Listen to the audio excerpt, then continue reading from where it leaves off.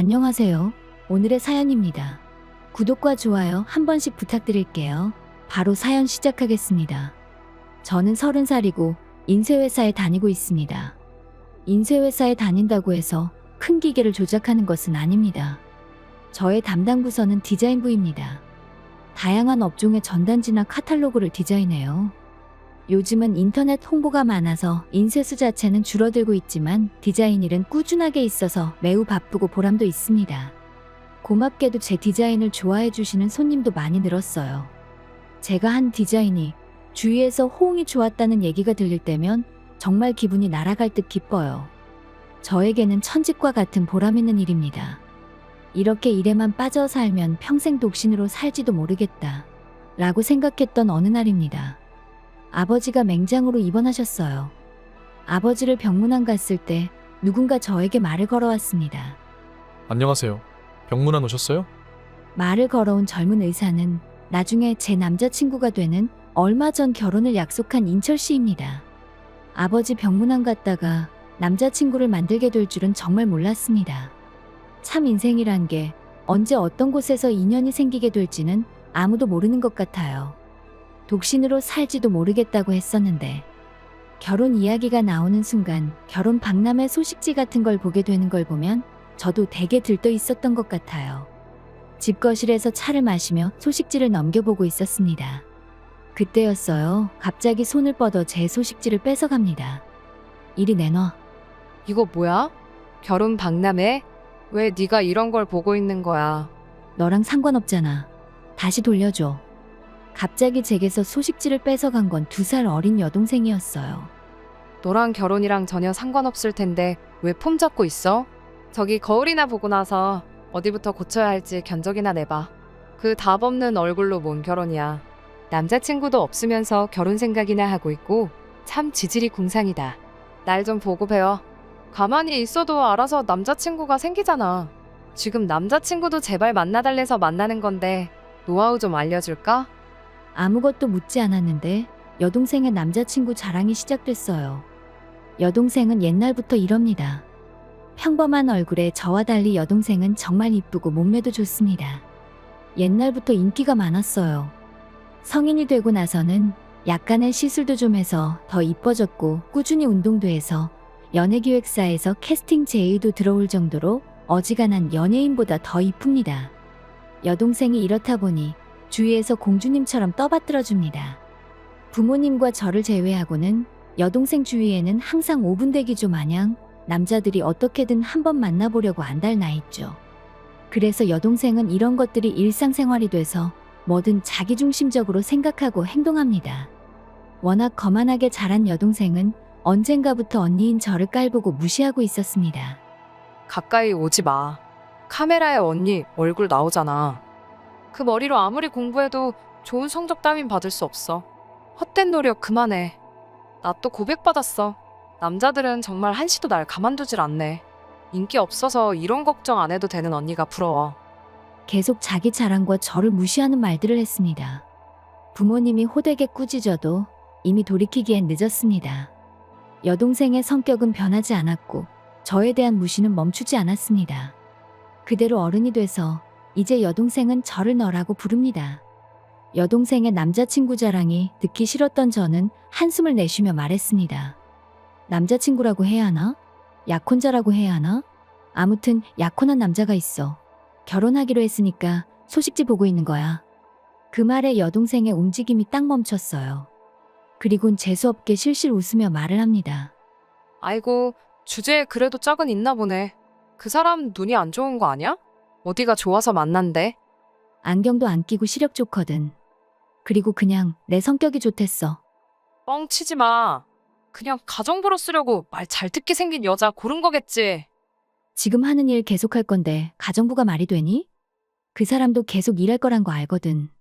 그러자 여동생은 과하게 제스처를 하며 놀란 척을 했습니다. 세상에나 결혼하고 나서도 계속 일해야 해. 진짜 불쌍하네. 난 결혼하고 계속 일하는 여자들 불쌍하더라. 그러게 능력 좀 있는 사람을 만나야지. 쥐뿔도 없는데 장가 가려는 사람한테 걸려들었구나. 정말 재수 없습니다. 저를 깔보는 거야 이제 익숙해서 아무렇지 않은데 남자친구까지 무시하니 열받네요. 돈은 문제가 없어. 그 사람 직업이 의사니까 돈 때문에 스트레스 받을 일이 있겠어? 그리고 일은 내가 하고 싶어서 계속 하려는 거거든. 제가 맞받아치자 여동생은 바로 입을 다물었습니다. 저는 얼굴이 빨개져 제 방으로 들어갔습니다. 헉, 대박이네. 의사를 만났구나. 의사라. 여동생의 의미심장한 혼잣말도 못 듣고 말이죠. 결혼 이야기가 나오면 가장 먼저 해야 할 일은 역시 부모님께 인사드리는 것일 겁니다. 일단 인철 씨가 우리 집에 왔어요. 부모님께 인사를 마친 온화한 분위기가 순식간에 바뀐 것은 여동생의 모습을 본 순간입니다. 안녕하세요. 언니 동생이에요. 정말 잘생기셨네요. 너 왜 집에 왔어? 오늘 약속 있다고 집에 늦을 거라며? 언니도 참 형부 될 사람이 인사 오는데 집에 와야지. 약속은 전부 취소했어. 우연이라고는 하지만 여동생이 오늘 집에 없을 거라 해서 안도하고 있었어요. 여동생이 집에 있으면 불길한 예감이 들기 때문입니다. 과거에 아직 학생이었을 때 저는 여동생에게 남자친구를 빼앗긴 적이 있습니다. 성인이 되고 나서는 제가 남자친구가 없었고 굳이 저한테서 뺏지 않아도 여동생은 계속 남자친구가 끊이지 않고 있었기 때문에 그런 일은 일어나지 않았습니다. 여동생이 집에 돌아온 것은 조마조마했지만 여동생도 이제 성인이니 설마 언니의 약혼자를 빼앗는 일 따위는 하지 않을 겁니다. 오늘따라 유달리 얌전한 척하는 여동생입니다. 그리고 몇 주 뒤 남자친구가 할 말이 있다고 밖으로 불러냈습니다. 기분 탓인지 남자친구의 목소리는 꽤 상기되어 있었습니다. 설마 했던 저의 불길한 예감은 맞아떨어졌어요. 우리 결혼은 없던 걸로 하자. 미안한데 좋아하는 여자가 생겼어. 그리고 너랑 헤어지고 나서 사귀기로 했어. 어떻게 슬픈 예감은 틀리지 않고 딱 맞을까요? 설마 성인이 돼서도 여동생에게 남자친구를 뺏기게 될 줄은 상상도 못했습니다. 미안해. 네 약혼자 뺏어서. 하지만 어쩔 수 없잖아. 내가 더 이쁘고 몸매도 좋고 매력도 철철 넘치는데 싫겠지만 이런 게 세상의 순리 아니겠어? 나는 별말 안 했는데 만나달라고 그렇게 애원하니 당해낼 수 없었어. 정말 이쁜 게 죄네. 죄야. 전혀 변명이 되지 않은 얼토당토하는 말과 함께 저를 업신여기는 여동생입니다. 여동생과 함께 있는 약혼자였던 인철 씨는 웃으며 말했습니다. 정말 너한테 이렇게 이쁜 여동생이 있을 줄이야. 아직 결혼한 게 아니니까 모두가 다행 아니겠어? 정말 역겨운 미소를 짓는 그 얼굴을 본 순간 제 안에 남아있던 그에 대한 감정은 흔적도 없이 사라졌습니다. 남은 건 혐오감뿐이에요. 나도 좋아. 당신같이 여자의 환장한 사람이랑 결혼 안 해서. 이렇게 쉬운 남자라면 내 여동생이랑 딱 수준이 맞겠네. 둘이서 어디 얼마나 잘 만나는지 보자. 괜히 심술 부리기는 왜 남 탓을 해? 네가 별로인 사람이니까 이런 일이 생기는 거지. 정말로 끝까지 추잡스럽게 구네. 너희들이랑 말도 섞기 싫으니까 당장 사라져. 아니다. 내가 너희한테서 사라져 줄게. 왜 이렇게 억지를 부려? 뭐 얼마나 심한 말을 했다고 화를 내고 그래. 우리야말로 엮이기 싫으니까 여기서 얼른 꺼져. 그리고 다시는 안 볼 거니까 영영 눈앞에 나타나지 마. 끝까지 저를 깔보고선 둘은 자리를 떴습니다. 그 후 분노한 부모님께서 두 사람을 쫓아내버리고 인연을 끊어버려서 다시는 만날 일은 없었고 소문으로는 결혼까지 했다고 들었습니다. 이젠 정말 가족과 연도 끊고 남처럼 사는 사람이니 아무래도 상관없는 일이에요. 여동생 부부와 헤어진 지 3년이 지나 33살이 된 저는 여전히 인쇄회사에 다니고 있었습니다. 그러던 중 한 손님이 제 디자인을 좋아해 주셔서 다시 의뢰받게 되었습니다. 그의 이름은 준호 씨입니다. 준호 씨와 디자인 때문에 여러 가지 이야기를 나누다 보니 어느샌가 식사 초대를 받았습니다. 그리고 다음에는 데이트 신청을 받았어요. 그러다가 몇 번의 데이트 후 고백을 받았어요. 솔직히 말하자면 너무 기뻤어요. 준호 씨는 매우 성실한 분으로 전 남자친구와 같은 일은 결코 없을 거라 생각했습니다. 하지만 제 안에서 여동생에 대한 큰 트라우마가 있었던 것 같습니다. 괜한 걱정이지만 자꾸만 여동생 생각이 나고 별의별 걱정이 다 들었어요. 그래서 여동생에 대해서 솔직하게 모든 걸 얘기했어요. 더불어 전 남자친구에 대해서도 말했어요. 여동생의 사진도 보여주며 그의 반응을 살폈습니다. 하지만 여동생의 사진을 봐도 그의 표정은 아무것도 변하지 않았습니다. 아무래도 좋다는 듯이 사진에서 눈을 떼고선 저에게 미소를 지어주었습니다. 제 입으로 이런 말하는 것은 그렇지만 저는 옛날에 꽤 인기가 많았어요. 여동생보다 이쁜 사람, 매력적인 사람, 여러 여자를 만나봤어요. 근데 그런 여자들한테는 전혀 설렘이 느껴지지 않았어요. 그래서 나는 누구와도 결혼은 못하겠구나 라고 생각했는데 그게 아닌 것 같아요.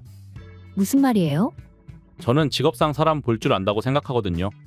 아무리 미인이고 예쁘게 차려입어도 내면의 아름다움을 이길 순 없더라고요. 그 사실을 당신을 만나서 깨달았어요.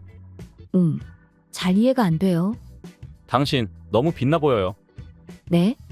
일 얘기를 할 때면 생기 넘치는 모습이 너무 빛나고 아름답다고 생각했어요. 정말 멋있어요. 꼭 일이 아니더라도 식사를 할 때나 데이트할 때면 소소한 거에도 항상 행복하게 웃어주는 게 저를 행복하게 만들어줘요. 저와의 시간을 진심으로 소중하게 생각해주는 게 너무 고마워요. 인생의 즐거움을 잘 알고 있는 모습을 바라보면 누구보다 이쁘고 눈부시도록 아름다워요. 갑자기 그런 말 하니까 너무 부끄럽잖아요. 제 눈엔 세상에서 제일 이뻐요. 그리고 누구보다도 매력적이에요. 지금까지 더 멋진 여자를 만난 적이 없어요. 부디 저와 사귀어 주세요. 알겠어요. 부끄러우니까 이제 그만 말해도 돼요. 얼굴을 붉히며 제지했지만 준호 씨의 말은 멈추지 않았어요. 교제를 승낙해도 한동안 그의 닭살 돋는 말들은 멈추지 않았습니다. 지금도 부끄럽네요. 그로부터 1년 후에 저와 준호 씨는 결혼했습니다. 신혼생활은 행복 그 자체였고 결혼 전보다 더 애틋해진 것 같아요.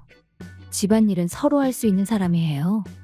계속 혼자 살았던 남편이 어쩌면 저보다 집안일을 잘하는 것 같기도 합니다. 피곤하고 녹초가 됐을 때 만들어주는 남편의 요리는 최고로 맛있습니다. 쉬는 날에는 함께 멀리 놀러도 다니고 해요. 어느 날 휴일에 가구를 보고 싶다고 말해 남편과 함께 외출했습니다. 그런데 악몽 같은 악마와 다시 만났습니다. 아이고, 엄청 수수한 여자가 보이네 했더니만 너였네. 침구 코너를 보고 있는데 뒤에서 목소리가 들렸어요. 얼굴을 안 보고 목소리만 들어도 알겠어요. 안 만난 지 4년이 지났어도 잊혀지지 않습니다. 여기서 만나네. 여동생이 서 있었습니다. 옆에는 전 남자친구도 함께 있었습니다. 오랜만에 본 여동생의 모습은 예전보다 못해 보였습니다.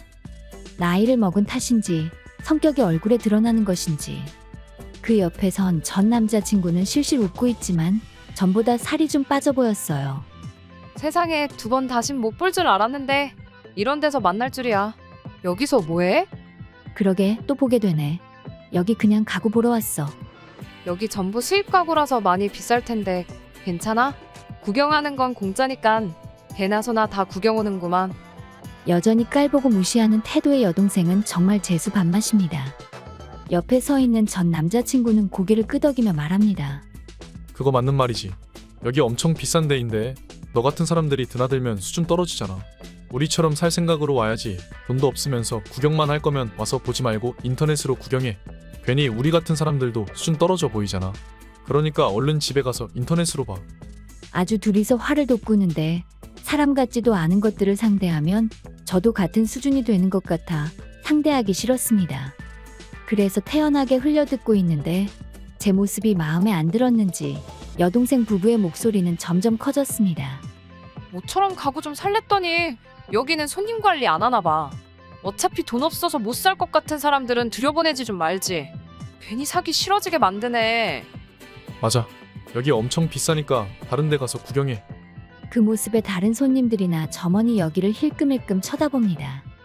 똥 밟았다고 생각한 저는 남편의 손을 잡고 그 자리를 떠나려 했지만 남편은 꼼짝도 하지 않았습니다.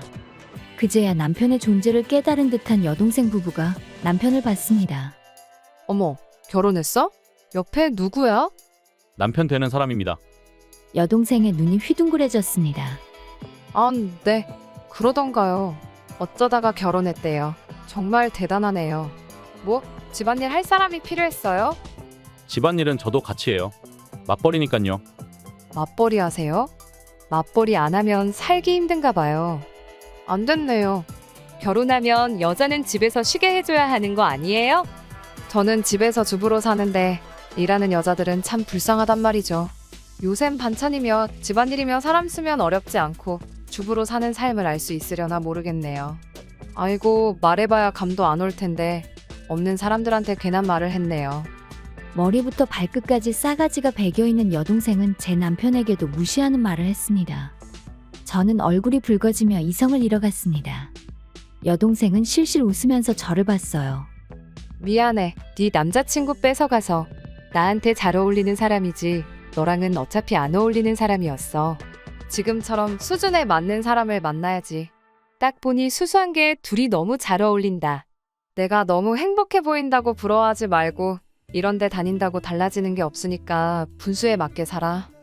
그래도 괜찮은 사람 만나서 살고 있을 줄 알았는데 그저 그렇구나. 고생 많네. 그 고생이 평생 갈 것 같지만 말야. 이젠 인내심의 한계에 도달했어요. 저한테만 그러면 몰라도 남편까지 욕을 하니 견딜 수 없었어요. 저기 적당히가 없네요. 여보 기다려. 이판사판 싸우려고 생각한 그 순간 남편이 제 앞을 막았습니다. 처음 뵙겠습니다. 당신 언니와 결혼한 김준호라고 합니다. 이름은 멀쩡하네요. 뭐 고마워요. 암튼 이렇게 만났으니 제 명함 받으세요. 내민 명함을 전 남자친구가 받는 것을 겼는지라고 남편은 여동생을 받습니다. 동생분이 언니한테 말을 심하게 하시네요. 제가 좀 원래 그래요. 언니가 저보다 못났으니 거짓말하는 것도 아닌데요. 뭘. 그런 게 어딨어요? 제가 볼 땐 당신이 훨씬 못나고 못생겼어요. 미쳤어요. 입 벌릴 때마다 추한 거 알아요? 외모에 자신 있는 것 같은데 남 깔보는 거 말곤 할 줄 아는 게 없는 거 다 드러나는데 모르고 사시나 봐요. 말투는 공손하지만 말에 날이 서 있습니다. 여동생의 얼굴은 새빨갛게 변했어요. 장난해요? 어디 눈이 안 좋아요? 못생겼다는 말은 태어나서 처음 듣거든요. 하나부터 열까지 모든 게 못났네요. 애초에 아름다운 사람은 언니를 시기 질투하고 남자친구를 뺏지 않아요. 뭘 안다고 말해요? 제가 언제 언니를 질투했어요? 사람은 본래 자기가 바라는 사람을 닮아가려 하는데 당신한테는 언니가 그런 존재인 것 같네요. 그럴 리가 없잖아요. 놀랐어요. 남편의 말도 그렇지만 거기에 동요하는 여동생의 모습 말이죠. 그렇게 생각해 본 적은 한 번도 없었어요. 여동생은 언제나 저를 깔보았기 때문입니다. 하지만 여동생의 동요하는 모습에서 혹시나 하는 생각이 들었어요. 관심도 없고 아무렇게라도 좋은 상대라면 그냥 무시하면 될 일이에요. 언니가 어떤 상대를 만나던 데리고 오던 뺏으려 하지 않을 겁니다. 왜냐하면 자기가 찾은 상대도 아니고 남의 물건을 빼앗는 건 스스로는 어떻게든 발버둥 쳐도 구하지 못하니 상대방이 갖게 된 것에 대해 질투가 있기 때문이죠. 그런 질투 하나도 없거든요. 그렇게 말하는 거 보니 언니보다 위라고 생각하나 봐요. 스스로는 내세울 게 없죠? 자신 있는 사람은 그렇게 살지 않아도 항상 당당하게 떳떳이 잘 살아요. 그런 말 따위야. 남편의 말에 필사적으로 반박하던 여동생이었지만 목소리는 점점 작아졌습니다.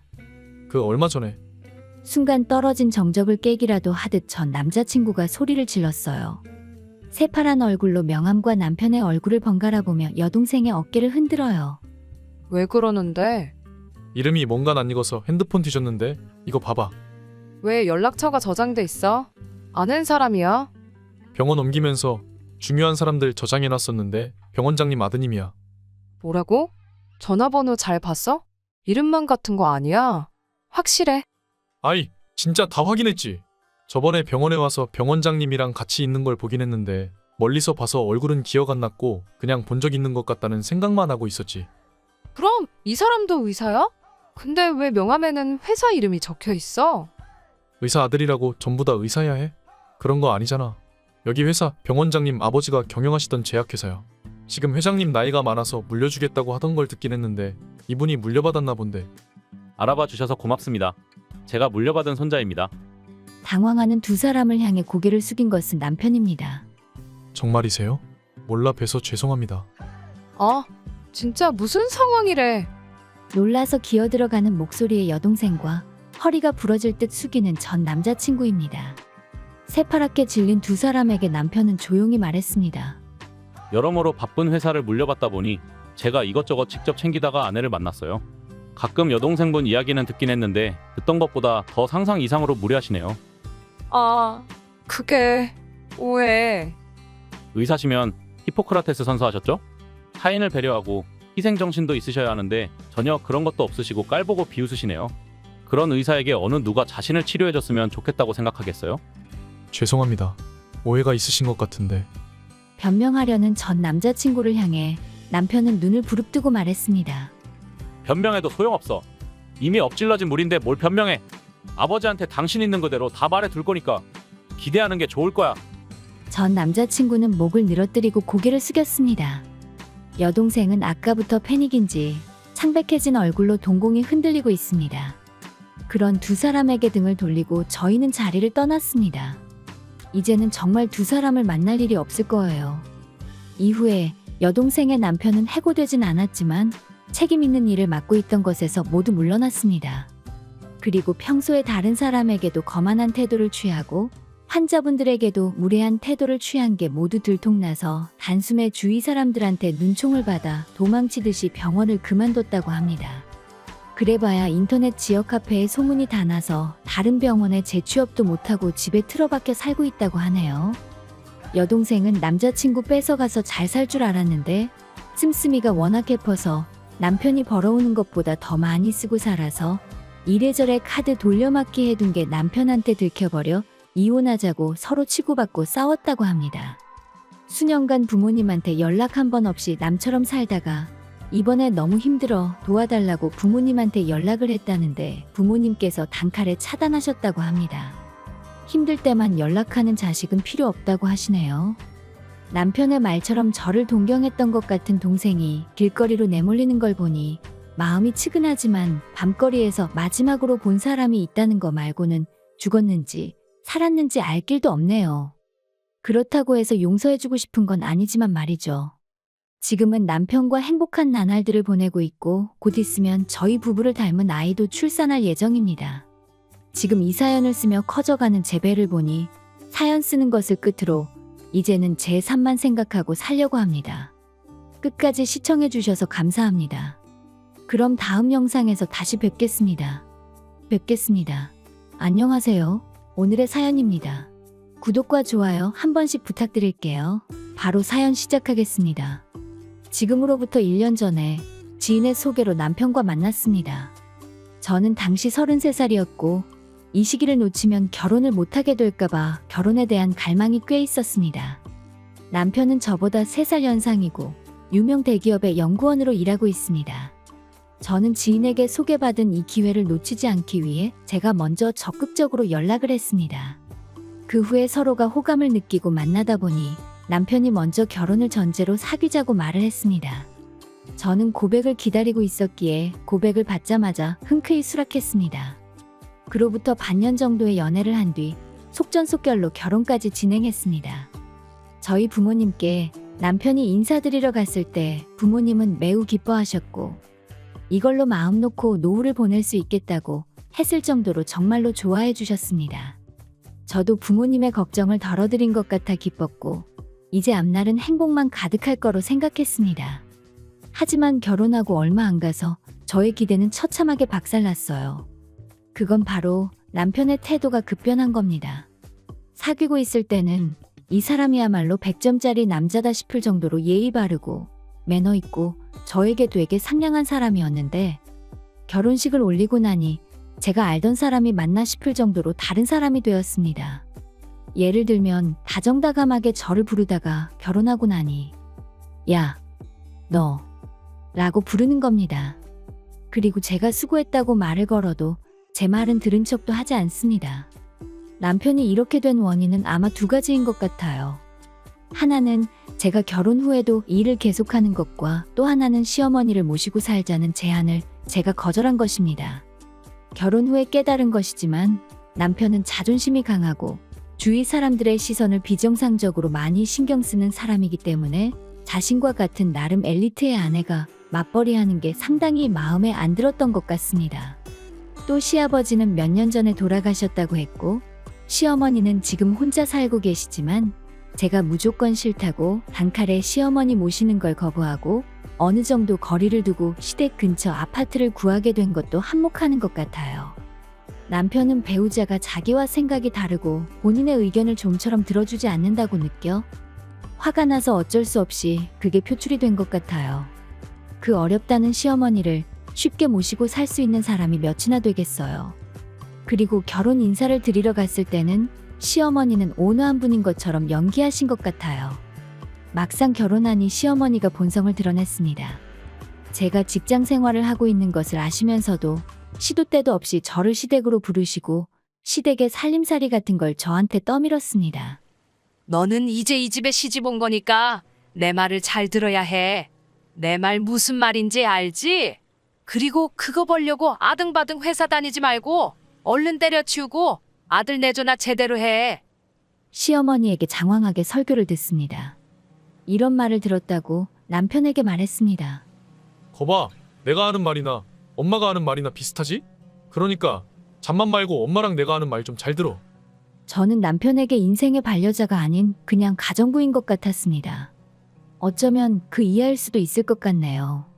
직장 다니며 집안일도 다 해내고 게다가 시어머니에게 시도 때도 없이 불려다니는 생활이 계속되다 보니 저희 정상적인 감각이 마비되기 시작했습니다. 야, 밥 준비 안 해? 아, 미안해. 멍하니 있었어. 정신을 어디다 팔고 있는 거야? 똑바로 안 해? 그런 정신 상태로 집안일 할 거면 얼른 일 때려치워.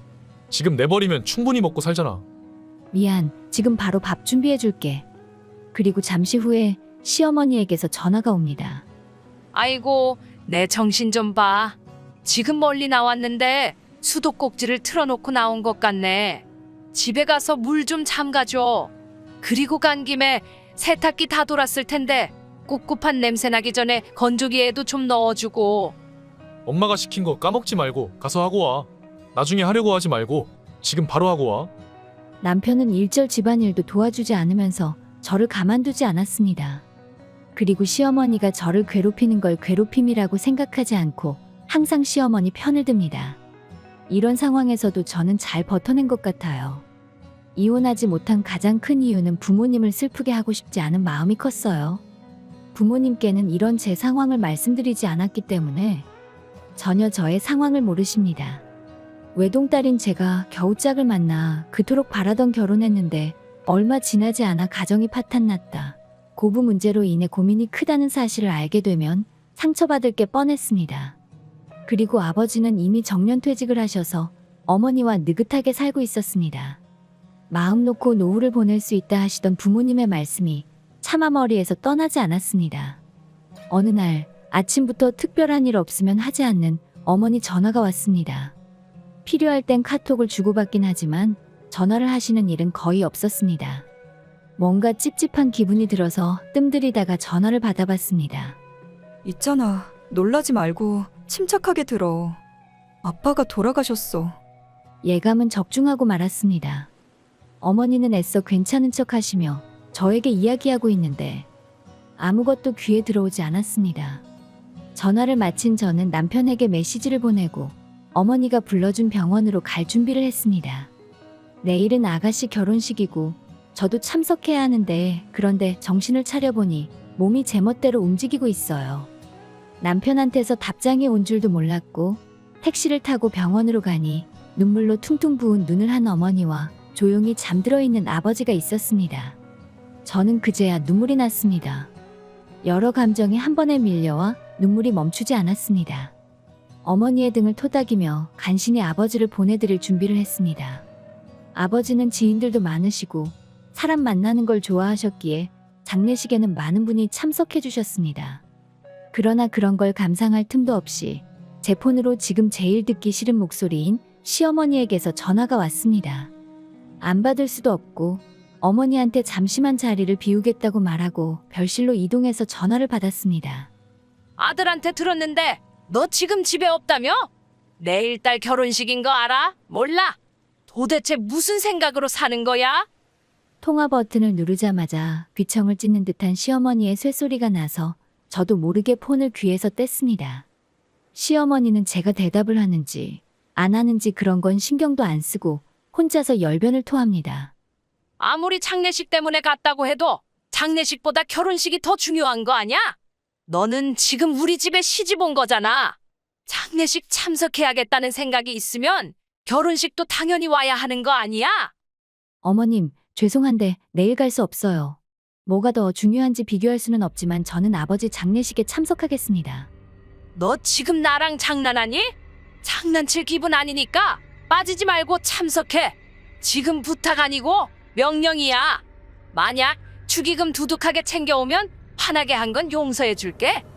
시어머니는 만족했는지 일방적으로 짓거리다가 마음대로 전화를 끊었습니다.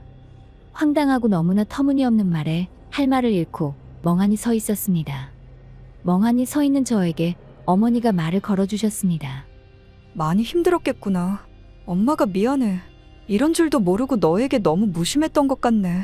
지금이라도 힘들면 이혼하도록 해. 까짓것 엄마랑 같이 살면 되잖아. 제 마음을 어루만져 주시니 단숨에 마음이 가벼워졌습니다.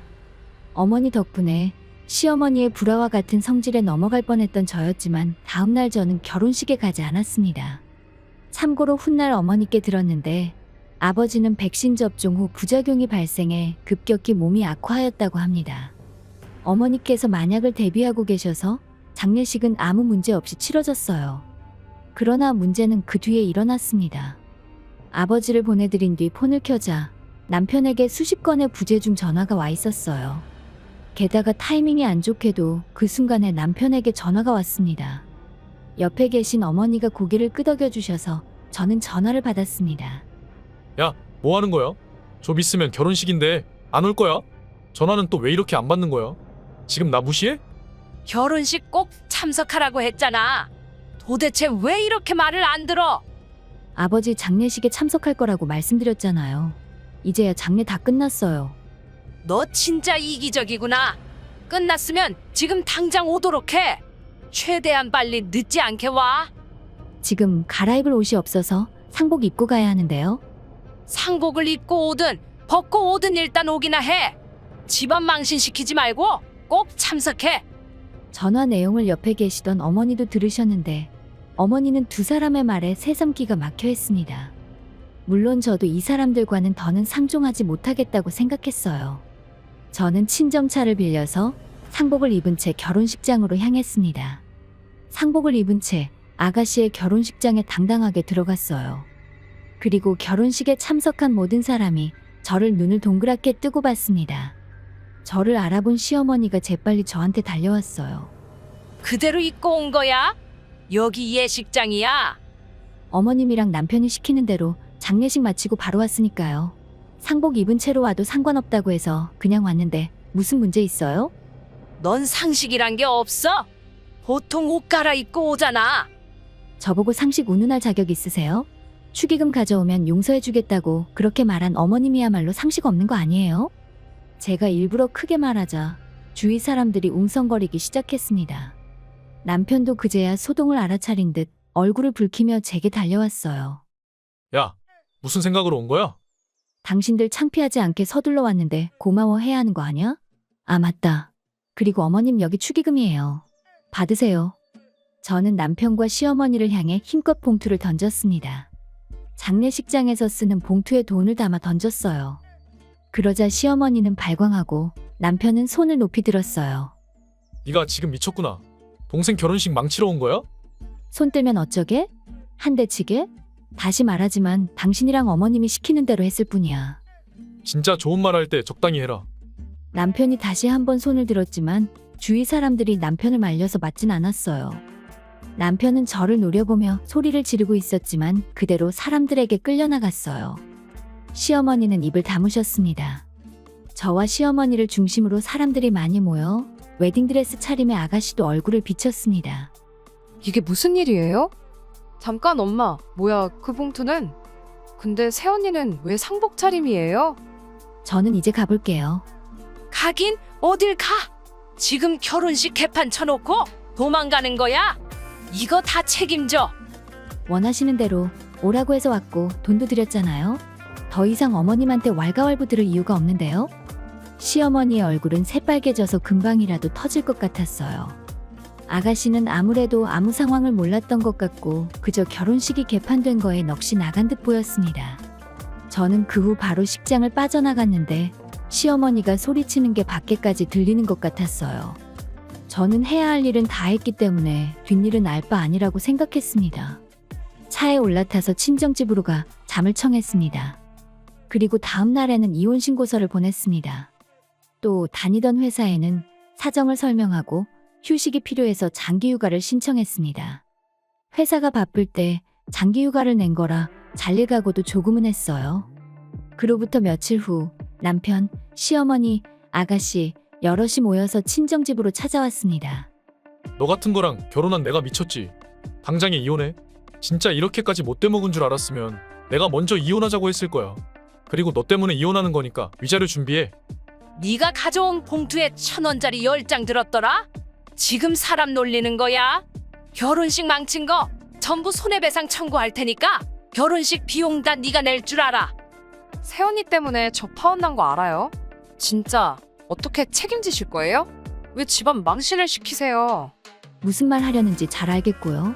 바라시는 게 많으니 저도 변호사와 상의해 볼게요. 그리고 결혼식에서 남편이 저를 때리려 한 거, 저에게 지금까지 폭언한 거 다 녹음해 놨으니까 자신 있으면 덤비세요. 목소리만 크면 다 되는 줄 아세요? 저는 세 사람을 쫓아내고 즉시 변호사와 상담했어요. 덧붙여서 시어머니나 남편의 발언은 혹시 모를 상황을 대비해 정말 녹음해 놨었습니다. 그 외에도 메시지도 전부 증거로 남겨뒀어요. 그리고 정신과에 가서 스트레스로 인해 생긴 우울증 진단서도 끊었습니다. 이건 어머니가 조언해 주신 거예요. 그리고 시댁 쪽에서 변호사를 선임한 것 같은데 확실한 증거는 모두 제가 가지고 있어서 절대 질 수 없었습니다. 남편과 시어머니에게는 위자료를 청구했고 재산 분할은 없었고 남편 사이에 자녀가 없었기에 양육비는 논외였습니다. 이렇게 해서 합의 이혼이 성립됐고 입금까지 확인되며 겨우 정상적인 생활을 할 수 있게 되었습니다. 지금은 친정에서 어머니와 둘이서 살고 있고 다시 직장에도 잘 복귀했습니다. 약 1년간의 결혼 생활로 정상적인 사고방식을 이뤄가고 있었지만 전 남편과 시댁으로부터 해방돼서 원래대로의 저 자신으로 돌아온 것을 실감하고 있습니다. 그러다 몇 달 뒤 모르는 번호로 전화가 와서 일 때문인가 싶어서 전화를 받았는데 전 남편이었어요. 여보, 내가 잘못했어. 돌아와줘. 위자료도 줬잖아. 그러니까 용서해줘. 당신이랑 다시 시작하고 싶어. 갑자기 왜? 지금 엄마도 여동생도 개판이야. 둘 다 집에만 있으면서 나한테 빌붙어 있어. 집 청소도 안 해서 완전 쓰레기집이 따로 없어. 그거 참 듣던 중 반가운 소리네. 그래서 나보고 어쩌라는 거야? 당신 가족이니까 알아서 힘내봐. 또 전화하면 그땐 경찰서에서 볼 줄 알아. 전 남편이 뭔가 말하려고 했는데 무시하고 그냥 전화를 끊었어요. 저는 이제 친정집에서 평화를 찾고 느긋하게 살아가고 있습니다. 자업자득한 세 사람을 생각하니 오늘 밤은 두 다리 뻗고 편하게 잘 수 있겠네요. 끝까지 시청해주셔서 감사합니다. 그럼 다음 영상에서 다시 뵙겠습니다. 안녕하세요. 오늘의 사연입니다. 구독과 좋아요 한 번씩 부탁드릴게요. 바로 사연 시작하겠습니다. 저는 결혼한 지 3년 된 30대 전업주부입니다. 남편은 대기업에서 영업직으로 근무하고 있고 촉망받는 30대입니다. 저도 예전에는 같은 회사에서 일했어요. 어렸을 때부터 국어를 좋아했던 저는 대학에서도 국어국문학과 전공으로 대학원에도 진학했지만 취업을 생각하기 시작했을 때 학문을 계속 연구하는 데는 여성이라서 불리함이 있다고 느낀 저는 대기업에 취직하는 것을 선택했습니다. 거기서 남편을 만나 결혼을 하였습니다. 같은 부서에 배치된 저에게 남편은 모르는 게 있으면 뭐든지 물어보라며 밝게 말을 걸어줬습니다. 제가 말하긴 뭐하지만 저는 대학 시절 미스 춘향 본선에 올라간 적도 있고 키도 컸기 때문에 신입사원 중에서도 꽤 눈에 띄었던 것 같아요. 학창시절부터 저에게 대시하는 남자들은 많았지만 외모만 보고 다가올 뿐 저를 진심으로 대해주진 않는 사람들 뿐이었습니다. 그래서 자연스럽게 웃음으로 넘어가는 것에 익숙해져 있었습니다. 다만 남편은 아닌 것 같았어요. 지금까지 대학 연구실에 틀어박혀서 비슷한 동료들과 연구하며 지내던 제가 세상 물정을 몰랐을지도 모릅니다. 외모 때문에 오해받을 때도 많았지만 저는 의외일 정도로 낯을 많이 가리는 성격이었어요. 혹시 남자친구 있어요? 남편이 저에게 물었습니다. 저는 없다고 수줍게 웃으며 대답했습니다. 제 수줍은 웃음에 남편도 쑥스러웠는지 웃으며 괜찮으시다면 저와 사귀실래요? 남편에게 고백을 받은 저는 흔쾌히 고개를 끄덕였습니다. 이렇게 정중하게 고백을 받은 적은 지금까지 없었습니다. 남편은 항상 멋진 장소나 맛있는 가게들을 찾아 데려다 주었어요. 지금까지 대학 캠퍼스에만 박혀 있었던 저로서는 모든 것이 처음이었습니다. 그로부터 1년이 지났을 무렵 제 생일 파티에서 반지를 건네받았습니다. 결혼하자는 말을 들었을 때는 몸이 하늘에 떠오르는 기분이 들며 정말 뿅 간다는 느낌이 이런 거구나 하는 생각이 들었어요. 저는 청혼을 받아들이고 고개를 끄덕였습니다. 근데 남편은 저에게 부탁 한 가지를 했습니다. 그건 일을 그만두고 집에서 전업주부를 해줬으면 한다는 거였습니다. 저는 지금의 일이 하고 싶었던 일이 아니었기에 전업주부로 지낸다면 집안일도 하며 틈틈이 좋아하는 책을 읽을 수 있을 거로 생각해서 부탁을 들어주기로 했습니다. 아니, 오히려 고마운 부탁이었습니다. 그 후 서로의 부모님께 인사도 드리러 갔습니다. 저희 부모님은 매우 기뻐하셨습니다. 당연히 그럴만 하셨을 겁니다. 수수한 차림으로 학교만 다니고 세상 물정 잘 모르고 연구만 하던 딸이 결혼하겠다고 남편을 데려왔으니 말이에요. 저희 부모님은 나름 자산가로서 땅과 상가 건물이 있었고 거기서 나오는 임대 수입으로 생활하고 있었습니다. 생활비 걱정이 없으신 부모님은 집 옆에서 취미삼아 카페를 운영하고 계십니다.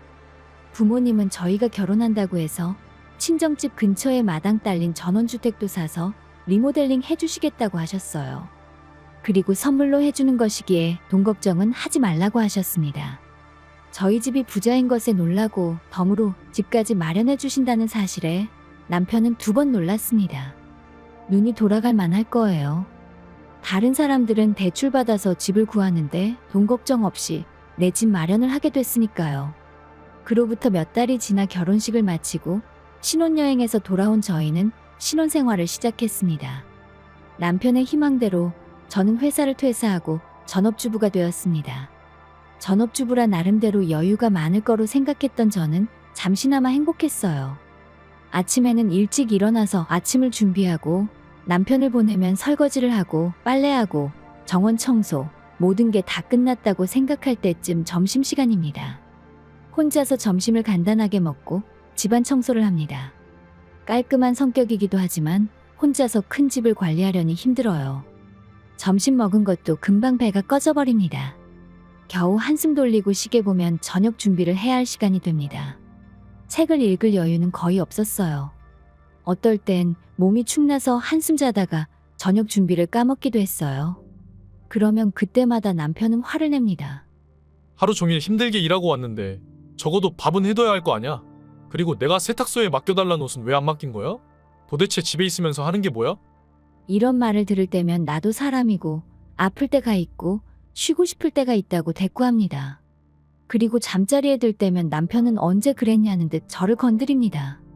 피곤하고 졸려서 그냥 자고 싶다고 남편을 거절해도 남편은 포기가 없습니다.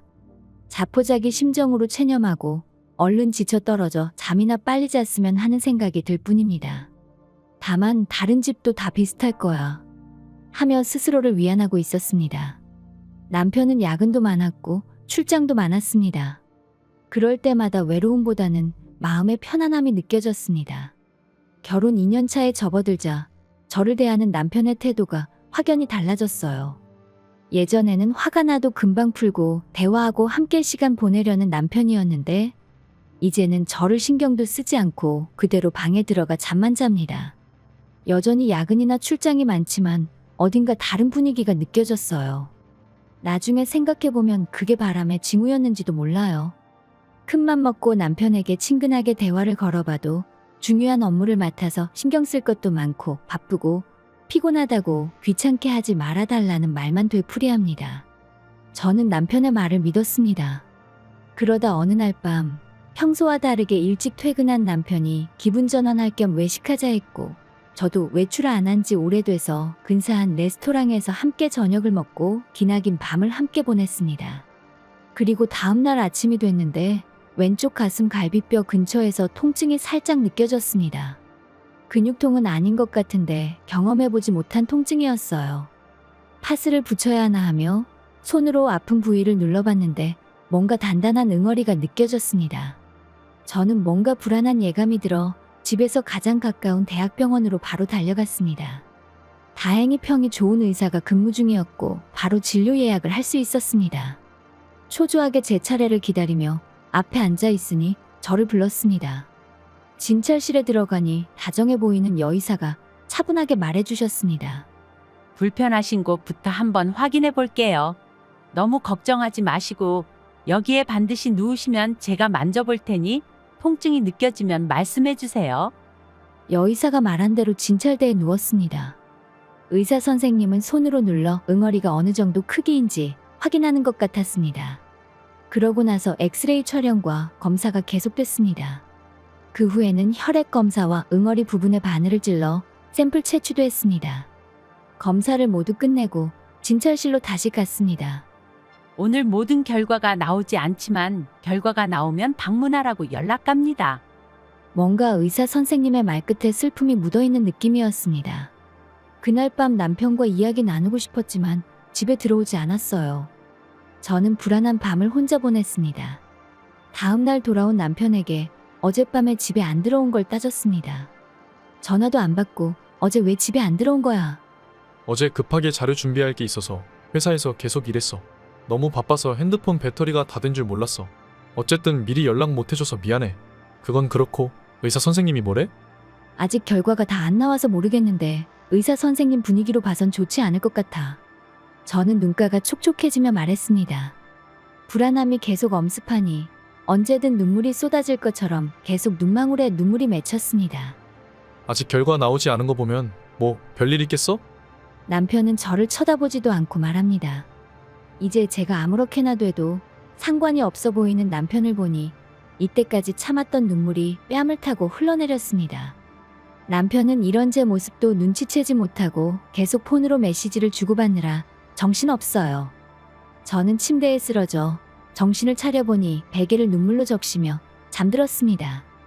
방에 아침 햇살이 비쳤지만 이미 남편의 모습은 없었습니다. 며칠이 지나서 검사 결과가 나왔다고 연락이 왔어요. 마음을 가라앉히고 병원으로 갔습니다. 남편과 함께하고 싶었지만 그날 이후 남편은 집에 들어오지 않았습니다. 진찰실에 들어가니 묘한 얼굴의 여의사가 있었습니다. 안녕하세요. 여기 앉으세요. 검사 결과 유방암이 의심됩니다.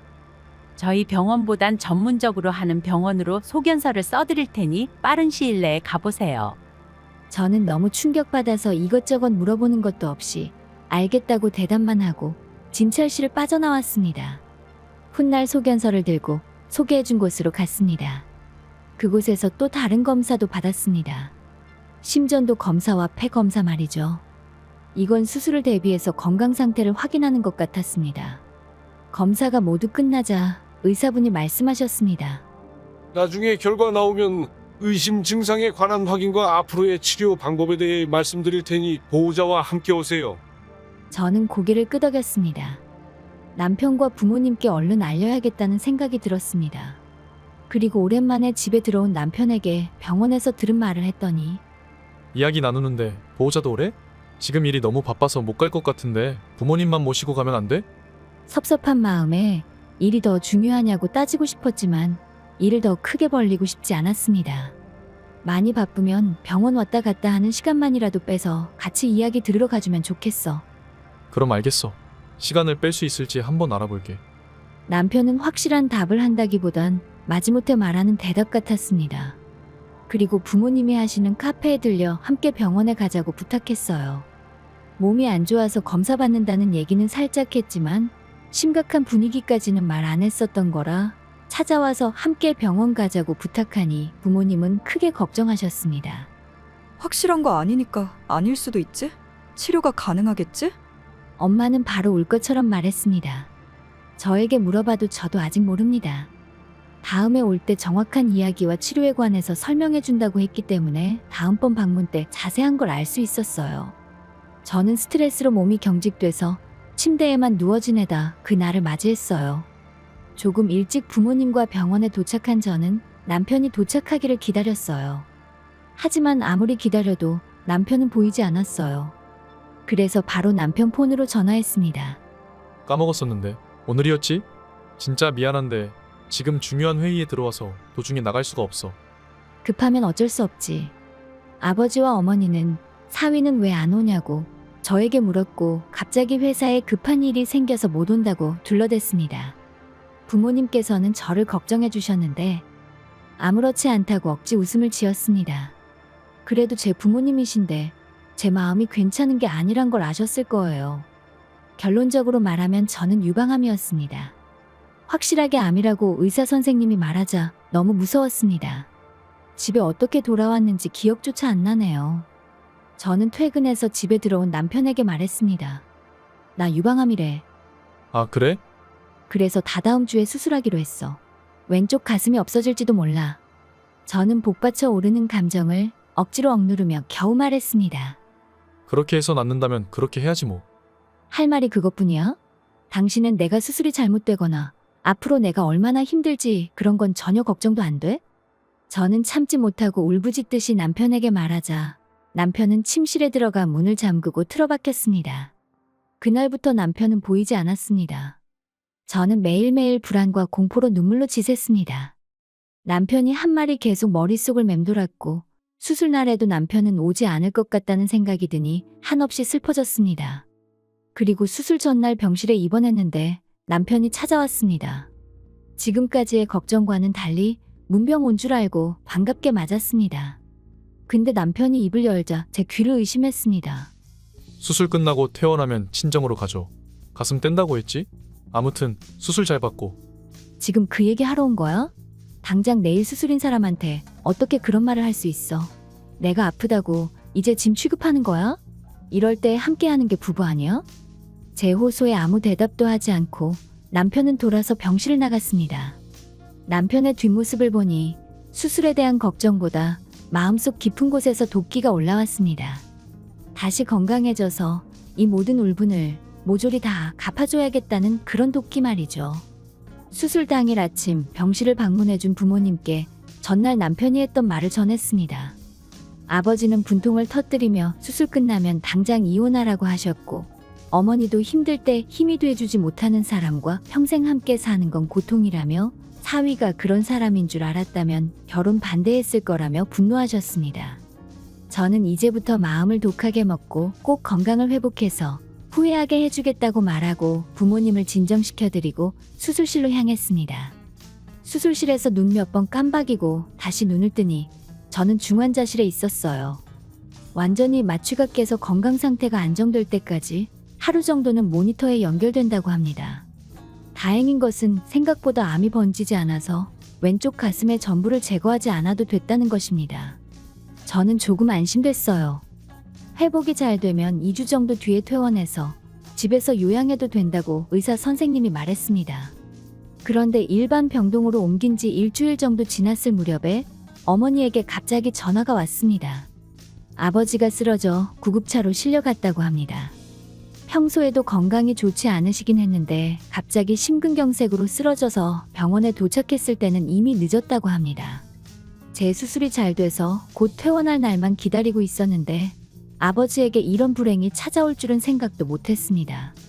저는 입원 중이라 아무것도 할 수 없었기 때문에 장례식은 어머니와 친척이 어떻게든 치러준 것 같습니다.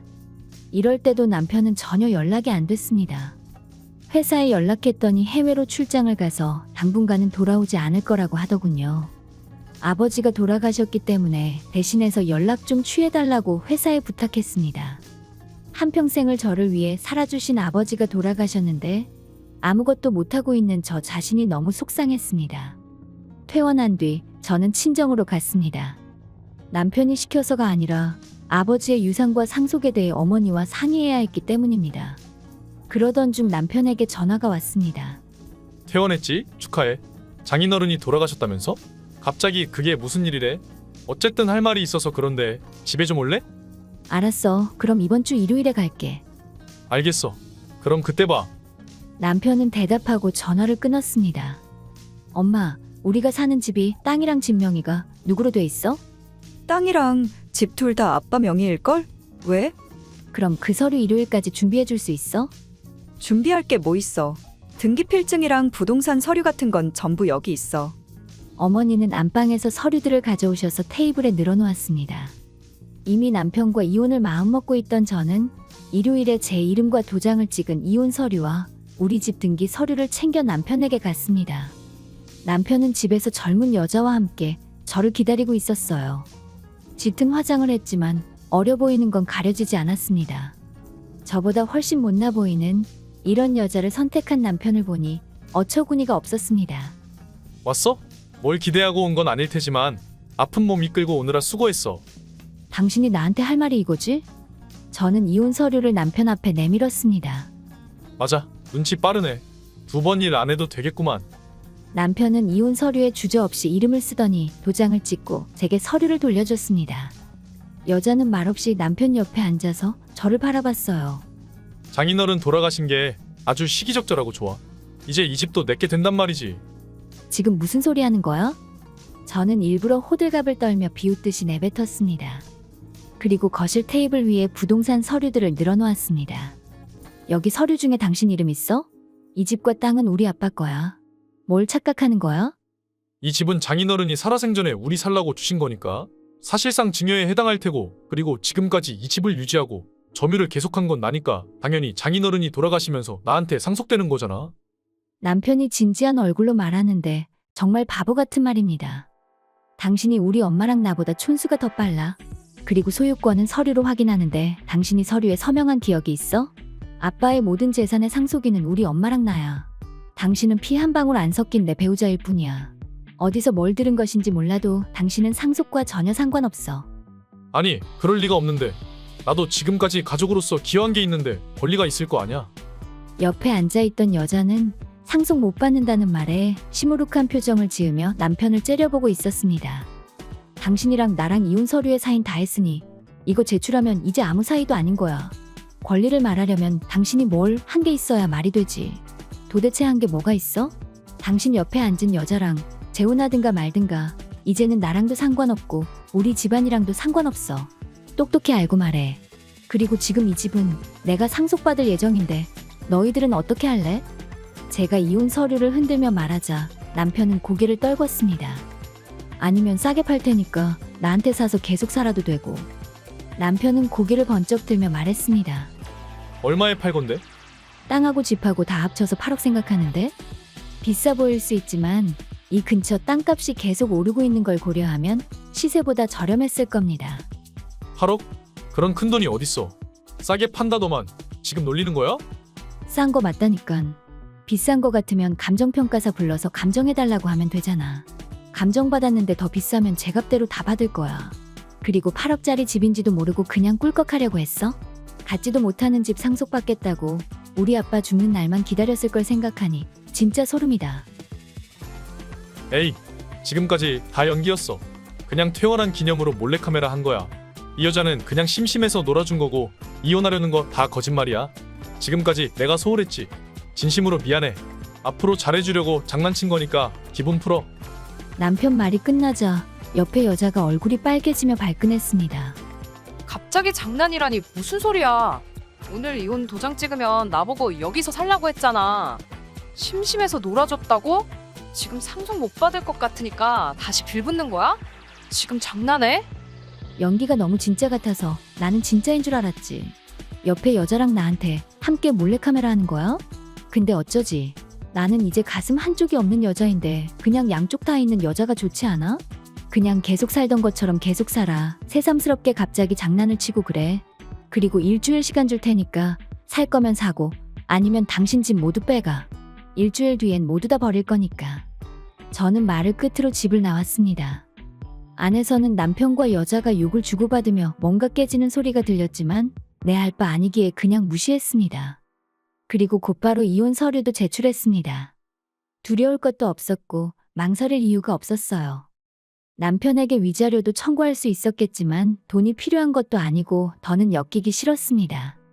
공부하느라 남자를 많이 못 만나봐서 남자 보는 눈이 없었나 보다 하는 자책은 조금합니다. 암도 이겨내야 해서 최대한 스트레스를 안 받으려고 좋은 생각만 하려고 노력합니다. 전 남편과 함께 있던 여자는 회사에서 오고 가며 알게 된 사이였다고 하고 여자는 다른 부서로 이동하고 남편은 온갖 소문에 얼굴을 내리깔고 회사를 다니는 듯 했습니다. 아버지 유산은 어머니와 나누어 상속받았고 저는 몸과 마음이 안정될 때 새로운 삶을 살아보려고 국어교재도 틈틈이 집필하고 있습니다. 얼른 새 인생을 시작하고 싶네요. 끝까지 시청해주셔서 감사합니다. 그럼 다음 영상에서 다시 뵙겠습니다.